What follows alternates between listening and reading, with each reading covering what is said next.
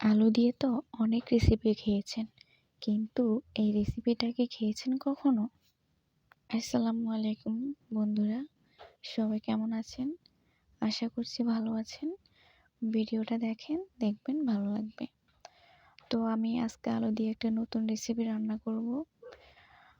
তো আমি তেল দিয়ে দিলাম। তেলের মধ্যে পেঁয়াজ, রসুন, একটু জিরে গুঁড়ো, মরিচ গুঁড়ো, হলুদ গুঁড়ো সব কিছু দিয়ে দিলাম। এরপরে পরিমাণ মতো একটু লবণ দিব। লবণ দিয়ে দিলাম। এখন একটু নাড়বো আমি। ভালো করে নেড়েচেড়ে মশলাটা কষিয়ে নেব। মশলা কষানোটা ভালো হলে আলুর রেসিপিটা অনেক ভালো হয়। আপনারা বাসায় ট্রাই করতে পারেন। আমি ভালো করে নেড়ে নিচ্ছি। তো আমি এখন পানি দিয়ে দেব।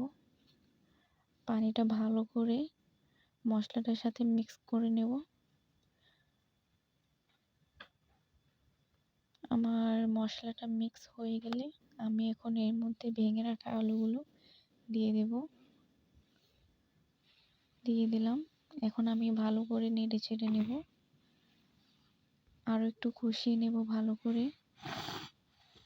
ভালো করে কষানো হলে আমি এর মধ্যে আবার পানি অ্যাড করে দেব।